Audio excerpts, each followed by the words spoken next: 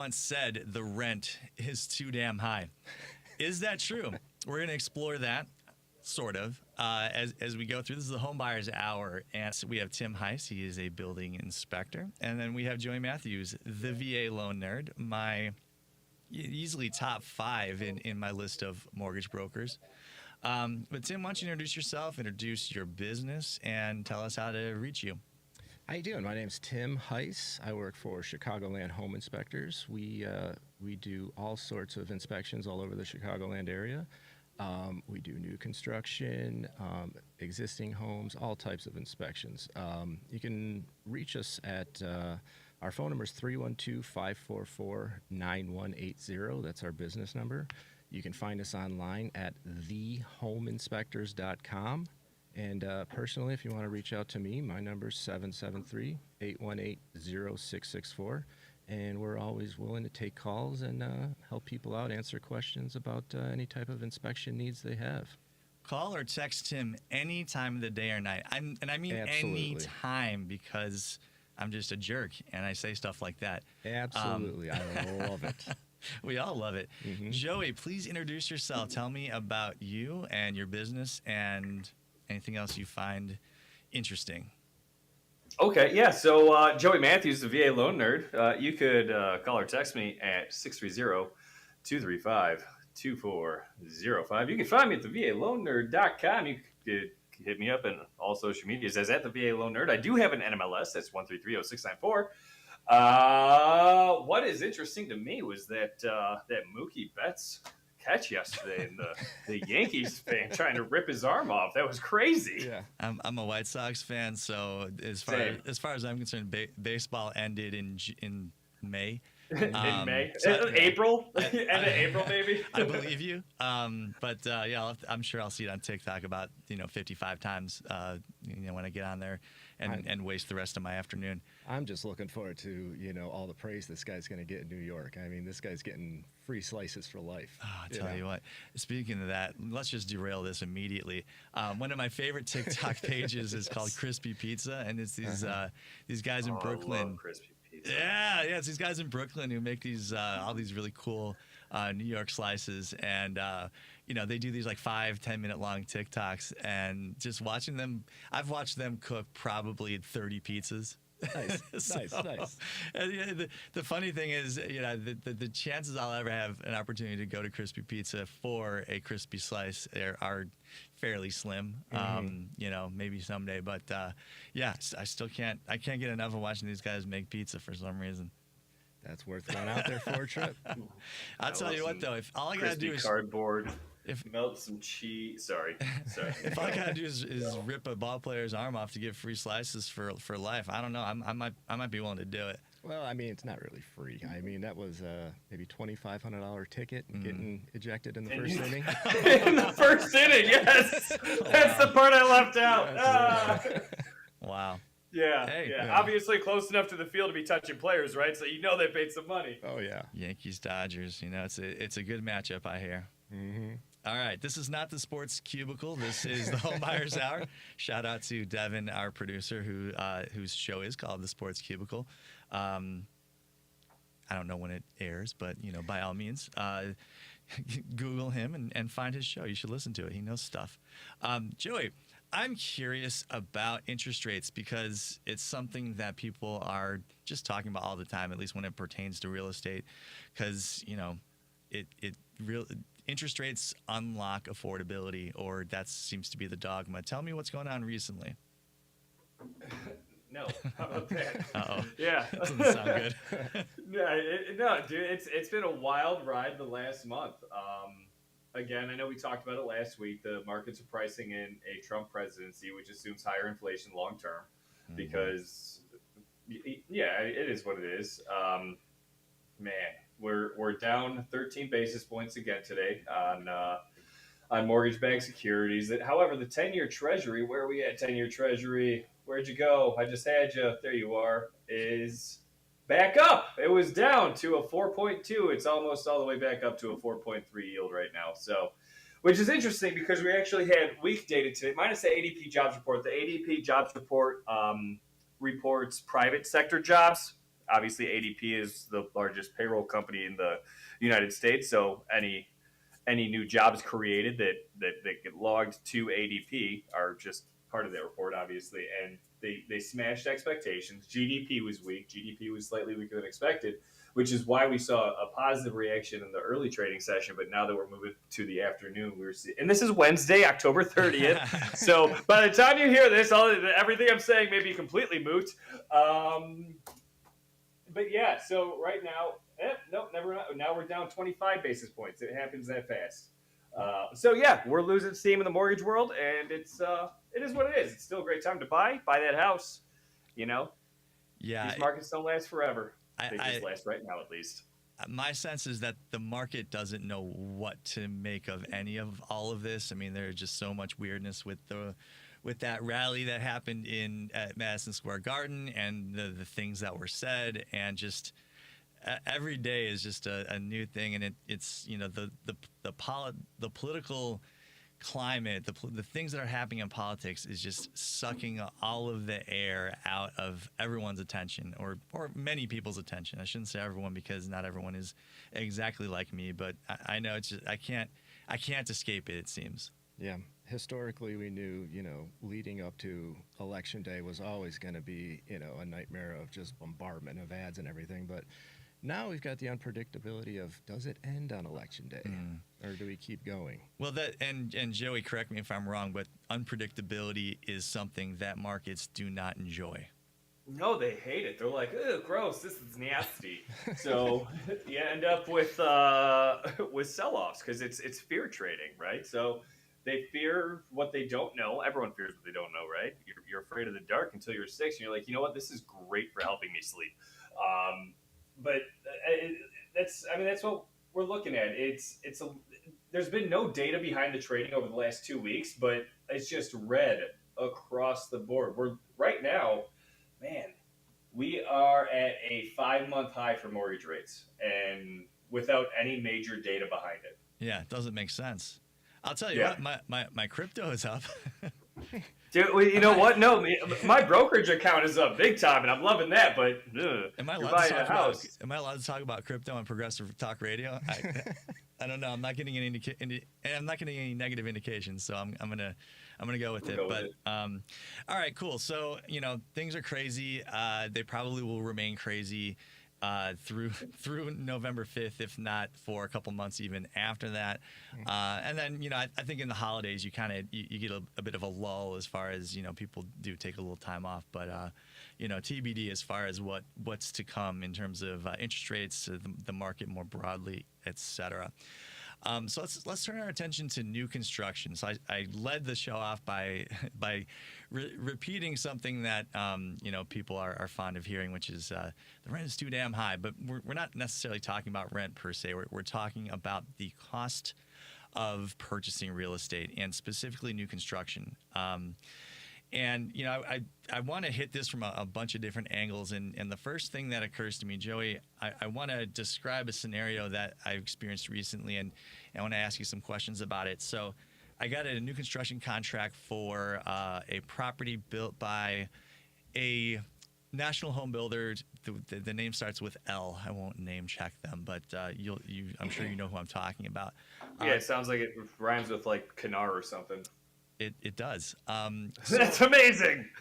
As it were, and as is usually the case with large national builders, they have their own title company, they have their own lender, they have everything covered in terms of trying to squeeze as much out of every transaction as they can.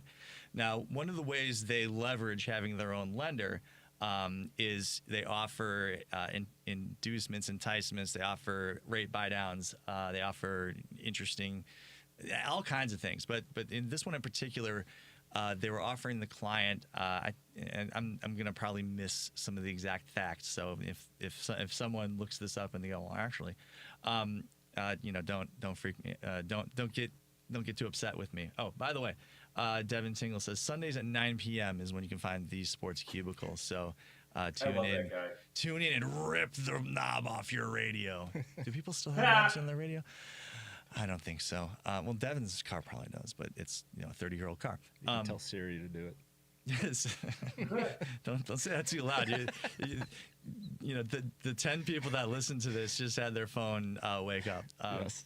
So in any event, what they were offering, what this builder connected mortgage company was offering was basically like a 4% interest rate for the first year, and then 5% for the second year, and then like 6% going forward, something along those lines.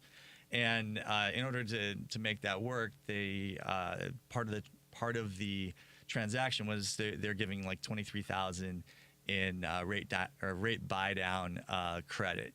And I guess I'm wondering, number one, you know, are you familiar with that? You know, how do they go about doing that if you know? And number two is, you know, do you find yourself competing against this? And what would you generally tell a client or a customer who was comparing what you had to offer with what the builder is offering? Yeah, well, I mean, it's incredibly common.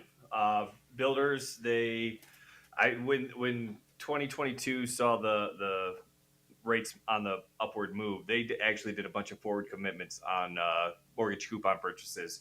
So they were able to get those rates to their consumers at a lower level without costing them much more money. And then as time moved on, they stopped doing the $20,000, $30,000 builder incentives, and they started pushing that money towards rate rather than your free upgrade of 20 grand, whatever, right? So what they're doing is they're essentially buying down the rate for the client, and builders don't fall under the interested party contributions limits that Fannie Mae, Freddie Mac, VA, FHA have. Okay, so they that's can really interesting. do what they want. I know, and it's a lot of BS if you ask me, because it leads to, well, it's because it affects a competitive market, right? It literally takes anybody else out of the picture because they can offer these 399, 499 rates, and no one can touch it. And they know they can't touch it because as soon as you flip to a new lender, that incentive with the builder is gone. Usually, if now I'm a fallout lender. Boo! Yeah, that's what the sound was when they were kicking that dude out of the Yankee Stadium yesterday. I love that you clipped it. So yeah, it reduces your ability to compete in the market. And honestly, I will encourage someone to work with the builder lender in that situation. I'll be like, dude, there's no one that's going to touch it. There's no point in shopping this thing. They're not great. They're not good at lending, right? So it's going to be painful. But, you know, that's the trade-off. You get that payment for that pain. I will say I am a fallout lender for DR Horton. Any fallout files they have, they'll come to us and see if we can do them. And if we can do them, then they will maintain that incentive. So they'll still put that money towards the buy down on them. But if they can do the file themselves, then you're only going to get that incentive with that builder lender. Mm-hmm. Yeah, that makes sense. You know, one thing about that contract, and this was a conversation I had with the client, is it's important, and they do what they can to make it clear. But to the average consumer, the fact that the mortgage company and the builder have the same name, the assumption is that, you know, they're two fingers on the same hand, which it is true, but it's not in some ways. And what the contract attempted to make clear, or at least it was clear to me, is that, look, the deal between the builder and the customer, the buyer, is completely separate from whatever the lender is offering. So if for some reason that incentive is no longer available, but between the time that you sign the contract and closing, there's no contingency there that allows the buyer to move on and walk away without putting their earnest money at risk. And you know that it's something that a buyer really needs to be cognizant of and understand that there is some risk there. Now, you know, it's unlikely that a builder is going to pull a move like that, because that's not a good business practice. It's not gonna make you any fans amongst your customers, and you know you're not doing yourself or the customer any favors by pulling the rug out from under them. But it was interesting to me that it was made that clear in the contract that look, that deal you're being offered, and what I told them, and because I know Joey Mathews, a VA loan nerd, and he's educated me so much on mortgage lending, I said to him, look, if you want to make sure, or if you want to make more sure that this offer that was made to you by the lender is legitimate and true, make sure you get a loan estimate that is locked. Was that good advice, Joey? No, always. Yeah, because I mean, at the end of the day, unfortunately, there is a lot of lying, and liars usually win because they're they're showing you a bunch of fluff. And man, I had one just a month ago. There was a cash out refi. I knew where I was at. I was honest about where I was at, and the buyer went with a credit union who said that they were at a 5.5 on their rate. And at closing, it was a 7.625. Oh boy! Wow. And so they moved forward with the other lender who did not lock the rate and showed numbers that just looked super great. And then by the time we were at closing, that's when they were like, "Oh yeah, no, rates moved, and now you're locked at 7.625. Enjoy." Whoa. Bruh. But I guarantee that's where they were at the entire time because dude, And guess, I remember pricing it out, and at that time I was at a 6.5. I'm just for that situation. And where the market was, I was at 6.5. They were at 5.5. I was like, if that's true, have them lock it today and roll with it, right? They're beating me by a percentage point. That's insane. And by the time they actually closed, I was like, yeah, no, I was beating them the whole time. You just never saw it because they lied to you. and guess who's going to get that refi business when rates get to where they need to be? Yeah. Golly. It drives me nuts, man. Boy. It drives me nuts. If it's not locked, it doesn't mean anything. That's all. That's all. How do I know it's locked? On the top right of your loan estimate on page 1, there's a checkbox. There's a few checkboxes. It'll say your loan type, conventional, FHA, VA, other, and it will say rate locked, yes or no. You want that check mark to be in the yes box. And you also want to look at the date that it is locked through because that will matter. So you're not paying for any extensions or relocks or anything like that. But right on top of page 1 on the right side of your loan estimate. All right. Bookmark that, because when you go and you make a loan application, when you're going to buy your next home, that is really important information. So thank you, Joy, for that. Much appreciated. Okay, I want to turn our attention to.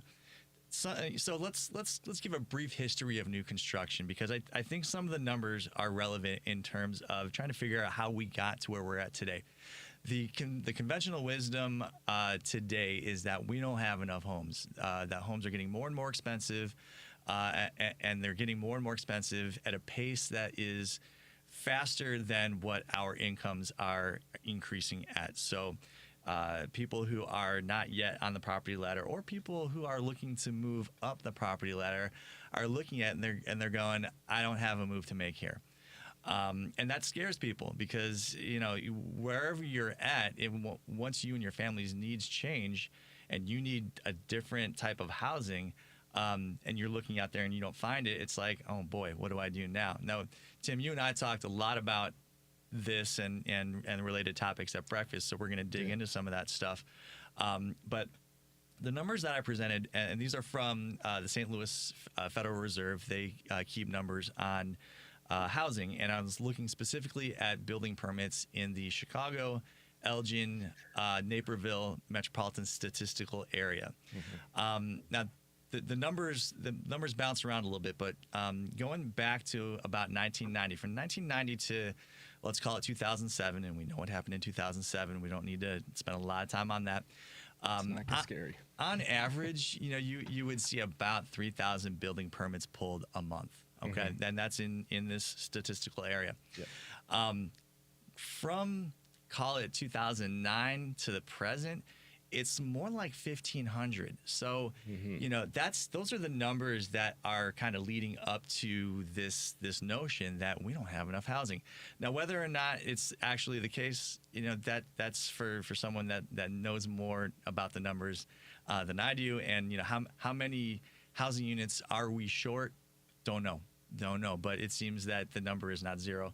Yes. The number is much higher than zero. Now, So that's what led us to today. Now, Tim, you talked about having construction experience, and one of the things we talked about was that it's the reason that the problem is it looks like such a hard one to tackle is just the sheer amount of time it takes from having the idea of I would like to build a number of houses on this piece of farmland Absolutely. to actually sticking a shovel in the ground. And I know you've got some experience with construction. Mhm. Can you sort of take the baton Yeah. and tell me some things about what that looks like? Yeah, we're just kind of looking at, some of these subdivisions that are, being built along, the edge of the city. It's like we're kind of maxed out for space as far as being built throughout the city and the suburbs. And as we're going out, we're looking at, new issues that are coming up. A lot of them being, infrastructure, getting, your municipal supplies out there. Lake Michigan water only goes so far.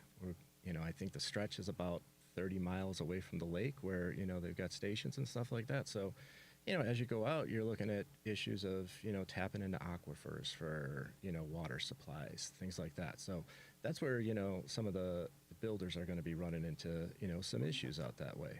Yeah, as I understand it, in Will County, out near Joliet, they don't get Lake Michigan water. They get water from an aquifer, and the amount of water that they're able to get is starting to become a problem. And some of those communities are having discussions about whether they should switch to Lake Michigan water. But I mean, if they're already having problems, down that way, Yeah.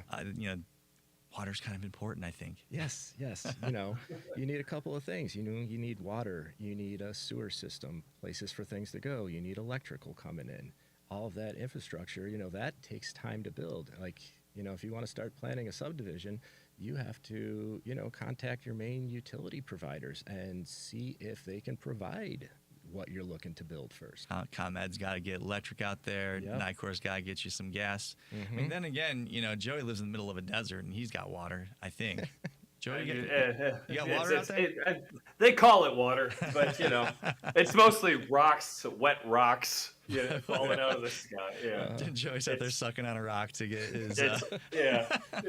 Oh my goodness. Dear me. Well, that's another topic for my other show, the environment today. So we'll stick a pin in that one. But yeah, I mean, and we talked about getting a approval. So that what you're talking about is the overcoming the physical limitations present, when we've got a piece of farmland, you don't necessarily have it wired up for the kind of electricity that you would need in a subdivision.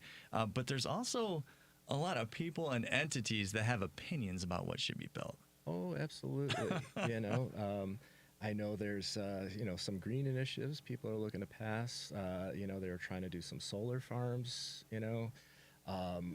I don't know if you guys have ever driven 55 down to St. Louis. You see those big wind farms all along the way. I know there's people out there who think wind farms are bad for some reason. I don't really... Killing all the birds. Yes. Killing the birds. Yes, I don't understand the thought process behind that, but that's again weird. That's from my other show, Environment Today. Let's just stay on topic. But I mean, it all ties in. I get it. I'm being a bit facetious, but but please continue. But if we're going to be looking to expand too, you've got the infrastructure issues with transportation. You want to put people out there. Those people want to move from place to place. There's a whole lot that goes along with it. Yeah. I mean, add in, you're gonna put. Let's say you're gonna put up 2,500 homes. Okay, where do those kids go to school? Exactly. And if I'm gonna be fair to the municipalities, because I think some might have detected a tone of sarcasm when I was saying, there's more than a few people that will have opinions about, what should go where, how it should look, what should be built, should we build. Attached housing, detached housing. Should we be building $300,000 homes or $800,000? All that stuff. But there is a logistical problem of having not only the services from utilities. We're going to put the kids in school. You're going to need grocery stores. You're going to need, it's no small feat to stick 2,500 new households in. And we're usually talking about a town that's not like Chicago with 2.5 million people. Yeah. You know, if that municipality has 30,000 people only at that point, you're talking about a major influx of people who have needs, who have you know, who's going to plow those streets, who's going to all that stuff, and you know, a builder comes in and they go, well, look, I'm bringing in, you know, however many new taxpayers, and it's like, okay, but you know, there's a lot that goes into it. Now, I suppose the overarching point here is not to beat up on anyone, you know, who is justifiably or not, you know, putting friction in between a home builder and a home being built. The point is that regardless of where you're at, and in some places this happens more quickly than in others, but in Illinois, we're very much known to be a place where it takes a long time to get from, you know, the very first idea to a built house. Illinois is slow in particular, but Chicago itself, 100 times slower. Yeah. Well, and it's interesting. Whenever someone says they're going to build anything in Chicago, and you know, I tell them, however long you think it's going to take you, double it at least. At least. And you know, even then, it's usually you're sort of is still going to blow past that deadline. But you know, so what my point, I suppose, the point I'm leading at is that. It can be difficult to see how that problem gets solved in the short term, and I think that causes anxiety amongst people who, you know, they need a new house like nowish, not in 3 years' time, and not necessarily where they're going to build a new house in Huntley or Oswego or Plainfield or, you know, name a faraway suburb. So, you know, it leads me to wonder, as far as, you know, what does the future look like? And, you know, a point that I was bringing up at breakfast is that if the lag between the demand and the meeting of the demand takes so long, what's that going to mean when all of these communities are, you know, in the middle of being built, and then all of a sudden it's like, well, you know, we've kind of got to that demand, and the builder's like, oh, I got 1,000 more lots to sell. Yeah, not only that, but, you know, for the time it takes to build a house, you know, are builders going to start with a subdivision of starter homes, mid-size homes, or, you know, the large, you know, million plus type, you know, larger places? You know, that's a good point. You know, we talked about that, and, you know, my knee-jerk reaction, and I think you were sort of on the same page, was I think I'm going to build a higher-end home because I've got more margin to. Yeah, you make a lot more money doing that. Make a lot more money, but also if you know, let's say somebody were to put a 20% tariff on Canadian lumber, I've at least got some room to wiggle. You know, so, and we talked about this last week, where you know, maybe it wasn't last week, maybe it was the week before, but the point is, if there's a need in the market for, you know, I don't want to say lower end, but, you know, a less expensive home, let's say, and I said 300,000 or 400,000, and I got kind of beat up on social media for thinking that's affordable. I mean, it is around here. If you go to, you know, if you go down to, you know, the St. Louis suburbs, I'm probably way overshooting. You probably get a very nice, you know, middle of the road house down there. But here in the Chicago area, you know, we looked at a map of new home subdivisions. I think there was 2 that we found that were starting at under 400,000. Yeah, under 400. Yeah, that's the market here, folks. That was, you know, looking at the map right at the border of where it turns green. That, you know. If you don't like wind farms, you're not buying one of them houses. You're on the edge of civilization. You know, and you know, there's. That certainly is the trend, right? I mean, you know, if you look back far enough, I remember hearing stories about how where I grew up in Palatine was the sticks. As a matter of fact, when I went to college, I still had some people. This was like in the mid '90s, where they're like, "Oh wow, you grew up all the way out in Palatine. That's way out there." And I'd be like, "It's in Cook County, man. It's not that far." But you know, that's what it was. You know, Woodfield Mall was like, no one thought at all. They were like, why would you build that there? And of course, we, you know, today we wouldn't even think twice about, you know, where that's been put. So, you know, the trends do, I think, support the idea that, you know, building outward will will make sense. If you're an early adopter, you may have a little more windshield time than people that move there a little bit later. Definitely. And, the one thing kind of that, we're looking at that I'm thinking back, it's, look at the big, building booms of, the post-war era, like 50s, 60s, like the smaller, single family, 2 to 3 bedroom, 1 to 2 bath, like ranch style houses. Like, are you seeing any of those size places go up anymore? No, they're all, 5 bed, 4 bath, just large places. Yeah. And even more so, I think in the much more recent time frame. I know when I was working for my dad back in the day, right? So he was a home builder. He built homes. I mean, he goes back to the 1960s. Okay. I got a lot of gray hair, but I don't go back to the 1960s. So this is more like in the mid 90s, early to mid 90s. I mean, we were churning out 3,500 square foot homes. Those were the ones people wanted. Yeah. And then some time passed, and interestingly enough, so as we moved more toward the early to mid aughts, right, the 2000s, actually the model that became the most popular was our ranch model. I think it was a 3 or 4 bedroom ranch, and people couldn't get enough of it. It was it probably still is a great house, but it was interesting to see those tastes change even over the course of that 10 years, that people didn't necessarily want that 5 bedroom monster house. They said, you know what, actually I like this single story ranch home. Still not a small house, by the way, but smaller than the big one. And I think that reflected what people's wants and needs were. They didn't want that McMansion out in South Barrington with a 5-acre lawn that they had to pay someone to maintain and all that stuff. It's just people's tastes moved away from that. But I think with COVID, people rediscovered, all the North Shore was so out of style because of the nature of what had been built there. And then COVID happened. People were like, oh yeah, I want that again. Yes. And so that's where people are at still with as many people, not as many as before, but still working from home. You need an extra bedroom. Oh yeah.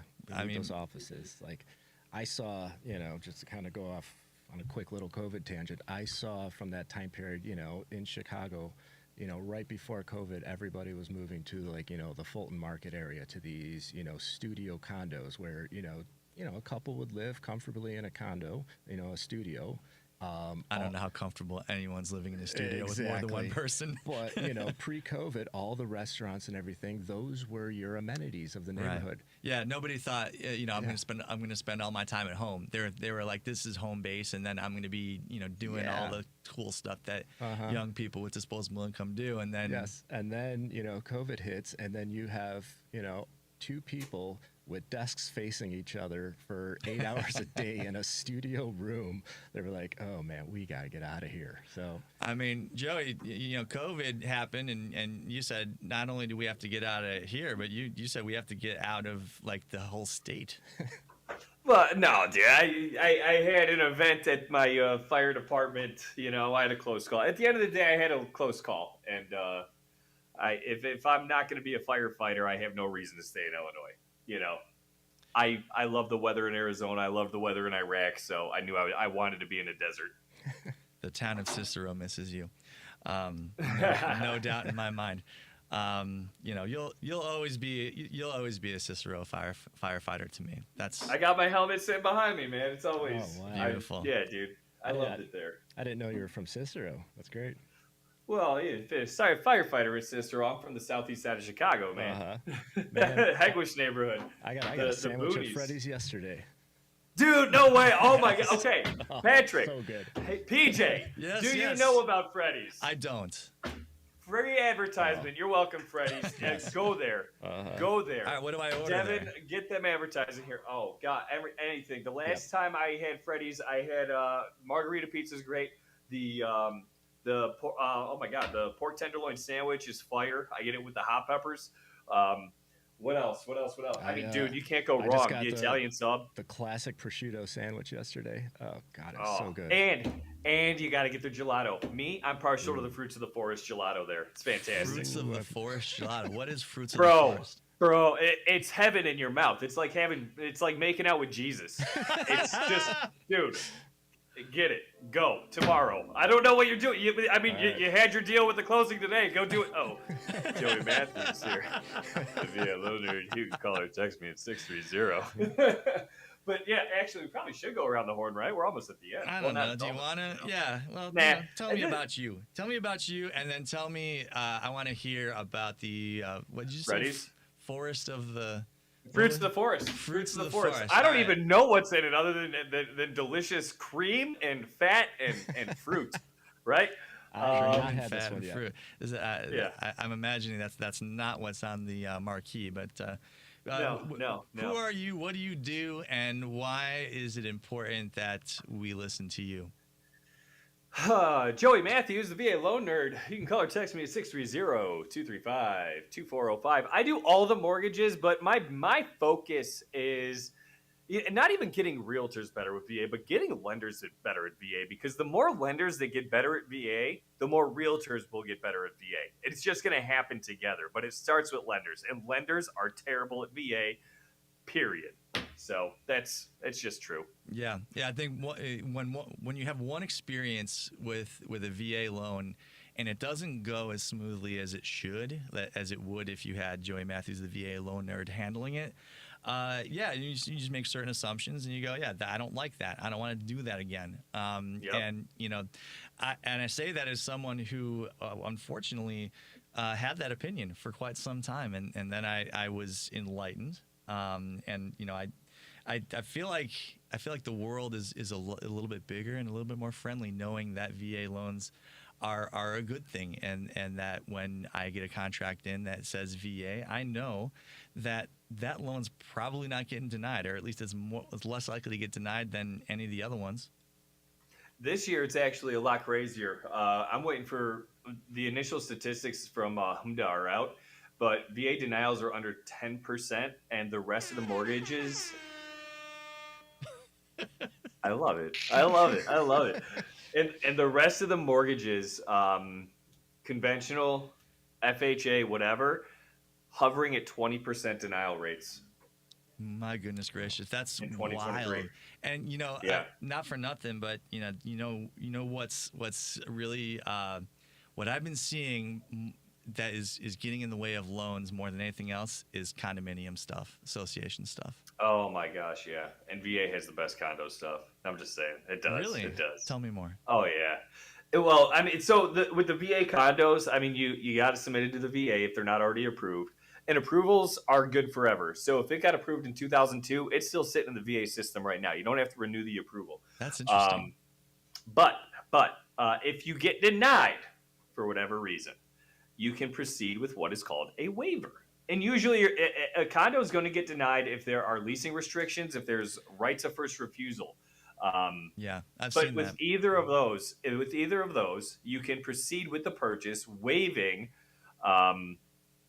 those rights. You just say, hey, I understand that there's a right of first refusal. I understand that there's leasing restrictions. I still want to use my VA loan benefit to buy this place. I understand that the VA will not approve the project, but I would still like to use my VA loan here. I probably closed more condos that are not denied with VA loans. I'm sorry, more condos that are denied by the VA than I do that are approved at this point. That's interesting. Yeah, I know with FHA, you don't have that option. You're just No. if there's a you gotta leasing restriction, you're done. It's over. Unless the association decides to change its entire policy on leasing for you, which sure, good luck.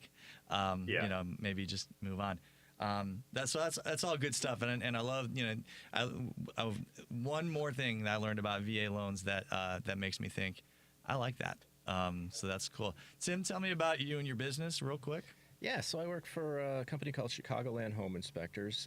We do all sorts of building inspections, everything from residential to commercial. On the topic of today, new construction, there's actually 3 types of inspections that we And we're going to get offer. more into that, but yeah, for sure. So there's three types of inspections that we do. We do what we call pre-drywall inspections. That's in the middle of the building process. That's kind of us coming in, making sure that all the framing is correct. All of the essentials being put in are done so correctly.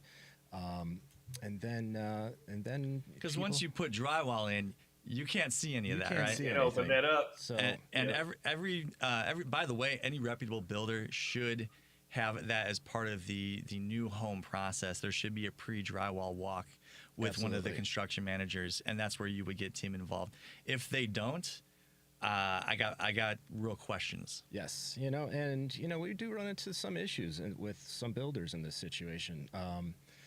Builders, fragile ego. Well, they don't want to be told they did something wrong. Builders make us jump through hoops. We have to provide, proof of our insurance, everything. We're licensed. We're that's broadband. fair. Which is acceptable, but sometimes they push back so hard that we schedule the time, provide all the insurance, show up, and no, doors are locked. Nobody shows up to let us in. And why would they do that? Why would they do that? Because they love red flags. Are they trying to hide something? I don't know. That's what you nailed it.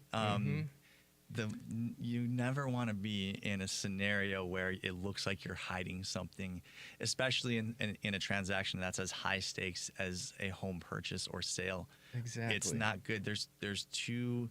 The buyer, and we're talking about the buyer in that situation, has too much to lose, and everything you do is analyzed and evaluated, and all kinds of things get extrapolated out from that. So even if you had no intention of, it's a little tiny thing, trust me, the buyer is taking that 4, 5, 10 steps out to the its logical conclusion, which is usually this guy's trying to screw me over. And no, I'm allowed to say that. I hope so. All right, finish the intro, and then we'll dive into that. Okay. Yeah, so we do all sorts of inspections. You can find us online at thehomeinspectors.com. You can reach me directly, 773-818-0664. Any questions, I'm happy to take them and help people out. Good stuff. I'm Patrick Loftus. I'm a real estate lawyer, and I've got a lot to say. So that's why I sit here and blab for an hour every week. You can find me, if this isn't enough for you, find me on social media. I am on Instagram, Loftus_law. I'm also on TikTok at Loftus Law. All right, so 3 types of inspections. I know there's the pre-drywall walkthrough. What we used to do at the builder is we would actually encourage people to bring, this was mid-90s, so, we would say bring a camcorder, and, when we go through, film everything, because if you ever need to get into the wall for some reason, absolutely, you'll have a record. Nowadays, everyone's got a camera in their pocket, so that advice tracks even through today. It's even better advice, I suppose, or I would say. So, what's the next kind of inspection that you would do with the homeowner? The next inspection is just our general home inspection. It's pretty similar to an existing construction. It's pre-closing? Pre-closing, yes. So it's pre-moving in, pre-closing. A lot of times what we are looking for is, the finished quality of the build. A lot of times in new construction, people have a lot of special requests.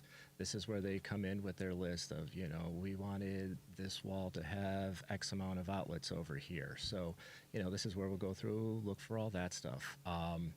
A lot of times, one of the biggest issues we find is, everything is completed in this point. They might sweep the floors and everything, but, we open up the HVAC system and, your ducts are still full of construction debris, drywall dust, stuff like that. And, we're getting down to the nitty gritty. Everything looks good on the outside, but, it's, we want to make sure everything is perfectly move-in ready. Yeah, trust me, as someone who has spent a lot of time in houses that are being built at every stage, it is darn near impossible to keep construction debris out of that ductwork. And if they're not going to take the step to clear it out, to clean it, especially if you're someone that has sensitivities, breathing issues, it's definitely something that you want to see what's going on. But pull the register out and take a look. Yeah. Stick your phone down there and Not only that, but you've got a furnace that they're telling you it's got an expected lifespan of 25 years or so. If it's full of debris, that's going to bog That's down not what all the the National mechanics. Association of Home Builders says. That's another topic for another day. But you get a bunch of debris and stuff in there clogging up the motors. You're going to have a furnace that's going to break down in 8 years from you. The builder's going to say, "Well, not my problem." The building's going to be long gone by Oh, 8 years. absolutely. Forget about it. So that leads us into our third type of inspection. Oh, Let me jump in really quick, Yeah. I want to highlight, why it might be important to have another set of eyes at the final. This would be near or at the new home orientation. So Yes. when you buy new construction, unless you buy a spec home, I won't get into what that is, but typically you're buying a house that is to be built. So Yes. you'll pick your lot, and then in 6 months' time there will be a house there. You'll have your pre-drywall walkthrough, and then you'll be scheduled for a new home orientation, and that's where I called it earlier the builder's victory lap. It's where they get to show off what they've done, and if they are any kind of reputable builder, they will be proud of that. It's no small feat to build a home. It takes a lot of people, yeah.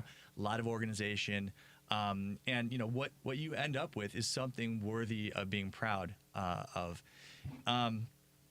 That said, at that final, there's not been a single house in the history of mankind that has been perfect the Absolutely. moment that it was turned over to the new buyer. Absolutely. It's not possible. It is, as I just described, it is so complicated to build a home that there are going to be things, and you're going to go through. Not only are they going to show off what they built, but you're also going to be looking for defects in the finishes. Definitely want to catch all of those, because anything that gets caught after you move in, and the builder's going to go, that must have happened when you moved in. That's just how it goes. But moreover, anything that can get discovered before you close, number one, if it's something major, you definitely want to discover it before you've handed over all your money. But also, they have an opportunity to fix it before you're moved in. All right, and believe me, they want to fix as much Absolutely. as they can before you move in. It's much harder to schedule stuff with the new homeowner. They've got to be there. They're not just gonna, you can't just leave a key under the mat, because that's a whole other thing.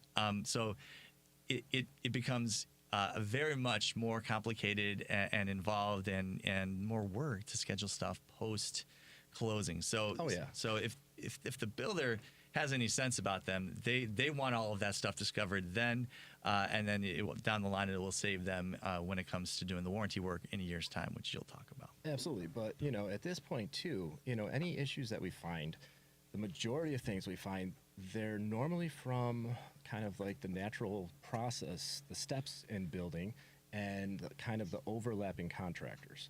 The way the whole building process works is, your foundation's poured, your framers come in, electricians, HVAC, plumbers come in, do their job, and then they leave, and then someone else comes in to do their job. Yeah, they don't want to be in there together. The plumbers do not want to be there when the HVAC guys No. are there, who don't want to be there. No. When the electricians are there, No. they will get very ornery. Yes. I've seen it. Plumbers look at electricians as, they kind of look at them like the lazy guys. The electricians are And they make the most mess, by the way. Electricians are slobs, but man. they're also the smartest.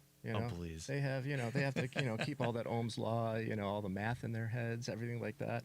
But I like the drywall guys the best, because to me that's like the hardest job. I mean, that drywall is not easy to move around. Oh, no. And those guys are walking around on stilts like they're in the circus, and it's amazing to watch. Oh, and I don't know if you've ever even tried to do like any drywall patching or stuff like this. I mean, it always goes terribly. To get a perfect finished product, like, that's hard. Yeah. It's like, it's as many times as I tried, I still get like imperfections done on there. Yeah. No, it's hard. It's hard to get that one right. Yeah. But anyways, like, those guys all do their jobs, then say the drywallers come in, and then there are certain aspects of each of those trades that have to come back and do some finishing work outside of the drywall. So, sometimes, the scheduling and the overlapping is what kind of leads to some, small things getting left behind. And that's up to the, the general contractor or the builder of the, the whole property to kind of manage all of the million moving parts, occasionally some things do get overlooked. And, when we come in and do our inspection, majority of the time, the builders, they rely on their reputations. So if there's something they miss, they'll own up to it and get it fixed as quick as they can. Yeah. Don't let your ego get in the way of, making a customer happy. Yes. Is what I would say about it. Absolutely. So yeah, I mean, the importance of that final walkthrough is, number one, to discover all of the defects that aren't going to get fixed in the warranty, because they're finishes and things that just, whatever state they are in at closing, that's it. Yes. And then, stuff that can get fixed before you move in. Yeah. And that stuff is super important. Now, there's a third one. Yep. And you said This one's pretty important too. Most builders offer a 1-year warranty on, the general home construction. So we get brought in for what they call an 11th month inspection, right before the 12-month builder warranty expires. People have lived in the home for a while now. They kind of know, certain things aren't functioning correctly. So we come in, we make a punch list that they take and they give to the builder to repair. So we, they give us, a list of some things, but then, we still find quite a bit of things. Yeah. What I used to say, so we did a 2-year warranty at the builder that I worked for, my dad. And what people would want to do is they'd see you driving down the street and they'd want to flag you down and be like, hey, can you send someone in to do X, Y, or Z? And I'd be like, as much as I want to solve your problem now, we do it all at once. So yeah, I would say, look, put a list on your fridge, add to it as necessary. I mean, obviously, if there's an emergency, you've got the phone numbers of the various subs to call: plumbing, electric, HVAC, et cetera, for that stuff. But anything that's not like a existing safety hazard, or running water, or sparking electricity, something like that. Save it for we'll do it all at once. You'll do the 6 month, we'll do the 1 year, and then the 2 year. But yeah, I mean, once you're done, once that year, it usually is a year, you're right, expires, that's it. You're stuck with whatever it is. Yeah, having something repaired, that comes out of your pocket after that. Yeah. Right. All right. Time flies when you're having fun, and the time has flown. We're just about done here. Joey, introduce yourself one last time, and anything else you have left to add. Sure thing. Always use a real home inspector. Never use the builder's home inspector. Joey Mathews, the VA loan nerd. 630-235-2405. You can call or text me there. You can find me on the internet at thevaloannerd.com, or across all the social medias as at the VA Loan Nerd. Speaking of real building inspectors, Tim? My name is Tim Heiss. I work for a company called Chicagoland Home Inspectors. Our website is thehomeinspectors.com. You can reach me directly at 773-818-0664. Good stuff. It just occurs to me that we have not ripped on Charlie Bellefontaine one time today, and I'm disappointed in myself. I should really be. Ooh, that's for me. I'm giving myself the. That's almost a German tuba right there. Oh. Yeah. All right, guys. We've reached the end of our allotted time. I'm Patrick Loftus. I'm a real estate lawyer. Find me if you want to buy or sell your house. I'll help you make the process go smoothly. On Instagram, I am Loftus_law. On TikTok, I am Loftus Law.